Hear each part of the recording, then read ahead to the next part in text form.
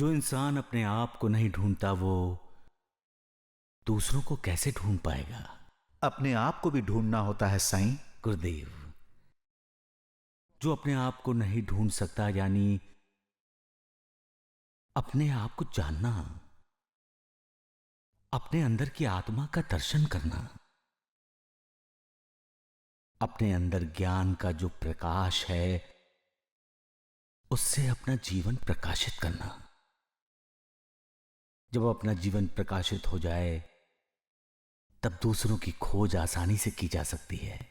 कोई मिसाल दे सकते हो तुम? एक तपस्वी साधु का शिष्य था। कई वर्ष कोशिश करने के बाद भी वो ध्यान नहीं लगा सका।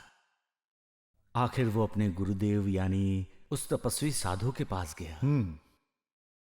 बोला, इतने वर्षों से मैं ध्यान लगाने की कोशिश कर रहा हूं लेकिन ध्यान लग ही नहीं रहा। तो फिर तपस्वी साधु ने क्या कहा? साधु ने कहा, तुम इस देश के राजा के पास जाओ, ध्यान कैसे लगाया जाता है वो तुम्हें शिक्षा देंगे। एक राजा? हाँ गुरुदेव। वो राजा के पास गया और जाकर उसने देखा कि राजा तो मदिरा और मदिराक्ष में डूबा हुआ है। हाँ गुरुदेव, ऐसा ही हुआ। नर्तकी का नृत्य देखने वाले राजा को देखकर शिष्य लौटने लगा।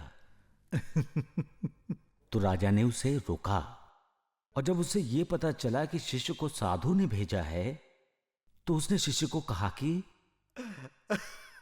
अब आए हो तो हमें आतिथ्य सत्कार का अवसर दो, यही? बिल्कुल ऐसा ही हुआ गुरुदेव। आराम शिष्य ने कभी देखा नहीं था, उसे देखने को मिला, उसे अनुभव करने को मिला। और रात के भोजन के बाद जब उसे भव्य और ऐश्वर्य संपन्न शयन कक्ष में सोने को मिला तो वो जी भर के सोया होगा, और क्या? नहीं गुरुदेव, शिष्य एक पल के लिए भी नहीं सो सका। क्यों? क्यों नहीं सो सका? क्योंकि जिस पलंग पर वो लेटा था उसके ऊपर एक बहुत नाजुक धागे से एक तलवार लटक रही थी। ऐसा लगता था किसी भी वक्त धागा टूटेगा और तलवार सीधी उसके सीने में घुस जाएगी। कहानी का ये मोड़ अच्छा है साईं। सुबह हुई, राजा आया।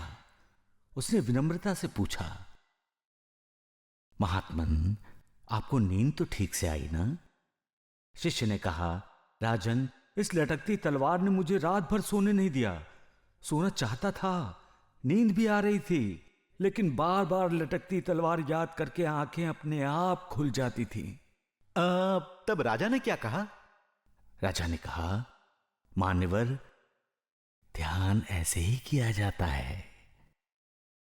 ध्यान करने के लिए आंखें बंद करके पद्मासन लगाकर बैठना ही आवश्यक नहीं है। ध्यान का अर्थ ही है सोते, जागते, उठते, बैठते, हर पल, हर समय उस परम ब्रह्म परमात्मा का स्मरण करना। बढ़िया गुरुदेव, जब हम ध्यान लगाते हैं तब हमें हमारे अंदर की आत्मा के दिव्य दर्शन होते हैं और आत्मा के दिव्य प्रकाश में ही हमें उस निर्विकार के दर्शन हो जाते हैं। इसलिए कहते हैं कि पहले अपने आप को खोजो। जो अपने आप को खोज लेता है वो मालिक को भी खोज लेता है।